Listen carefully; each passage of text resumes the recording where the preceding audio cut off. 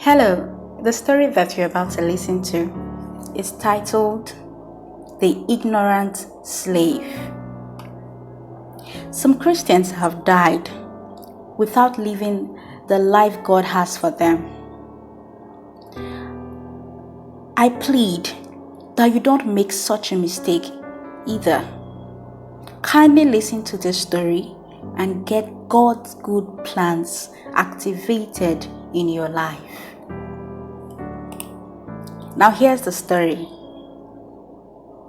I woke up with excruciating pains all over my body. The pain was so severe that it felt like someone had laid 3 bags of rice on me all night.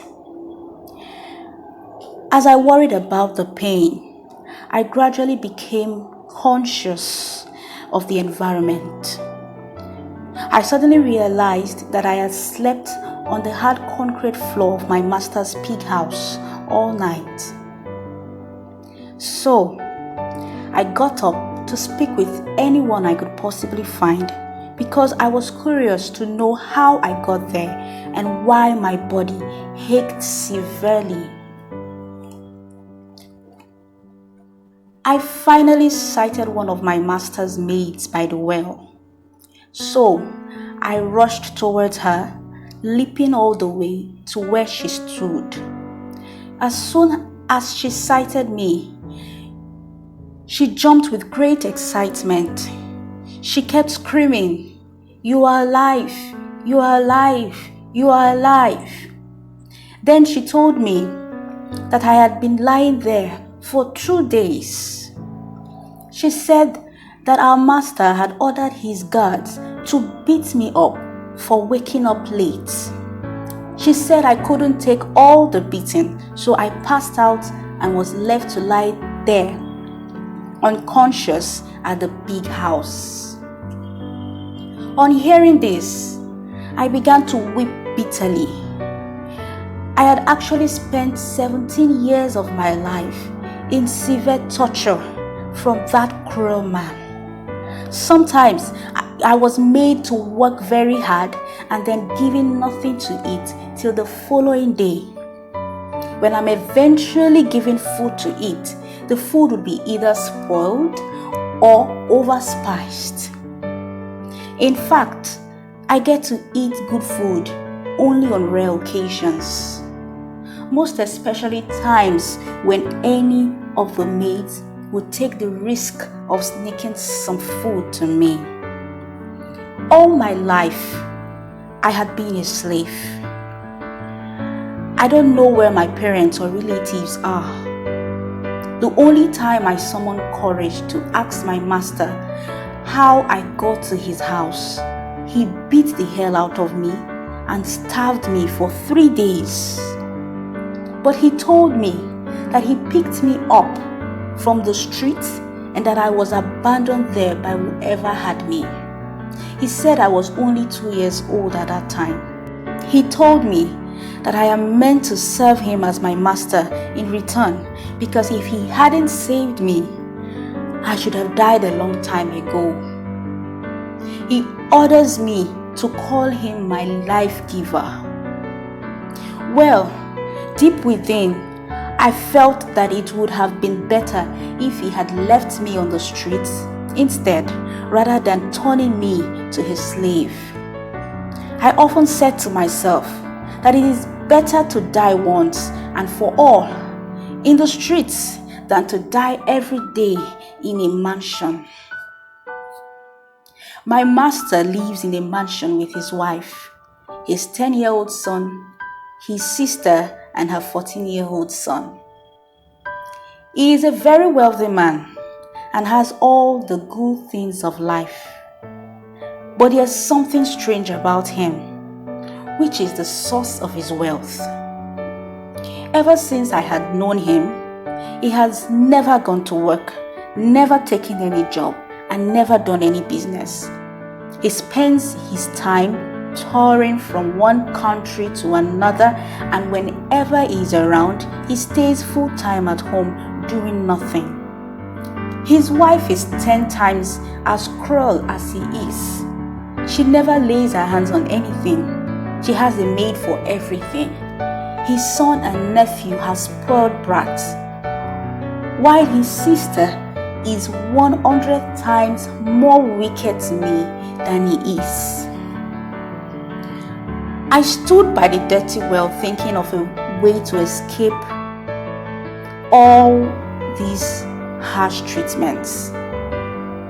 As a matter of fact, that was the only well the servants were made to drink from, while his animals get full access to tap water. After a while of standing beside that well, still thinking of what to do, I decided to commit suicide because every time I try to run away, somehow the police always finds me and returns me back to him. I considered it the best option because I was very tired of living and could no longer take the torture anymore. Just then, I heard a very loud sound from the gate. It sounded like a horn or maybe a trumpet, and then the entire environment was filled with serious noise. I heard the sound of cars. I could hear loud screams and shouts. I could hear broken glasses and door bangs, although it wasn't any of my concern.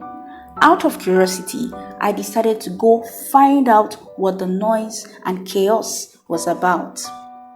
On getting to the front of the main building, I saw a lot of cars parked right in front of the house, about 50 of them. I saw my master's son lying dead. Then I saw my master, his wife, his sister, and the maids on their knees, crying and begging the white-bearded old man. This old man looked very rich and powerful. In fact, he looked like a king. His clothes were very fine and expensive, and he was accompanied by a lot of nice-looking servants, followers, and so on. Immediately I got there, one of his guards rushed at me. He said, "Here's another one of them, another bastard. You all will pay dearly for losing the only heir." He dragged me to the floor and hit me very hard. I looked at my master only for me to see him staring at me with rage. Then he screamed out, "Because of you, I have lost my only son." After that, he hit his sister from behind and they began to quarrel and fight. The old man didn't do anything, rather he watched them keenly, and after about 13 minutes, he ordered them to say all they had to say because he's going to kill all of them for not watching over his son and for allowing him to get hit by a car. When my master's sister heard that they will all be killed if they don't say the truth about his son's whereabouts, she began to confess. "Sir, please spare my life. What I told you was a lie. Your son was never hit by a car. After you left your son with me to help you cater for him, since his mother, your wife, was no more, I thought you'd never return. So I sacked all your servants and asked my brother to come live with me. He brought in his family with him, and since your son was in no way related to us, we began to send him errands. My brother had eyes for the money that you left for your son, so he warned me never to tell him the truth about his background. Out of jealousy, he maltreated the boy severely. I had attempted to stop him, but each time I tried to send him out or tell your son the truth, he would beat me up seriously and would threaten to kill my son. Everyone around fears and takes orders from him. Most times, he forces me to be very cruel to your son just to prove that I am loyal to him. And if I don't, he would throw me out. Please forgive me for bringing this devil of a brother to your house. Please spare my life." Just after the confession, This old man ran to me and hugged my sweaty, stinky, and smelly body. For the first time in my life, I felt really loved and had a sense of belonging and acceptance. I couldn't just believe that all these while of intense suffering, I didn't just have a father, but a very rich father. I couldn't stop crying after knowing that I lived like a slave in my own house and that I had everything I wanted but couldn't access them because I was made to believe that I was an unwanted, abandoned child. This is how it is with Christians who do not know that God, their Father, has brought them from darkness to light and has made them kings, giving them authority, and made them priests, giving them power. They do not know that He has given them all they need, both spiritually and physically, through their heritage in Christ Jesus. Because of their ignorance, they live at the mercy of Satan, the imposter and liar, who tells them that they are under a curse, that demons are powerful, that Christians can't be rich, that faith works only for some Christians, that healing is not for every Christian, or that one cannot be healed every time, that you are disadvantaged, ugly, barren, unfruitful, average, disabled, a loser, that Christianity is difficult, and so on and so forth. Stop being a slave to the devil. Take your place and kick him out.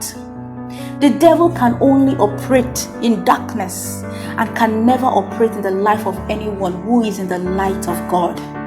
Christ has made a public show of the devil on the cross, where He ripped him off his power and showed everyone how defeated the devil already is.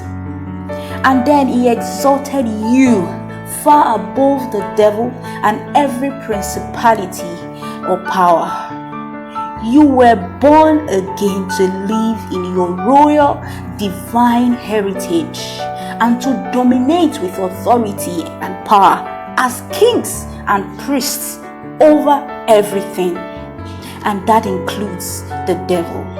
Now that you are no longer ignorant of the fact that you are in control, stop being a slave. Get back to your throne and rule. Thank you for listening to this amazing and inspiring faith-based story.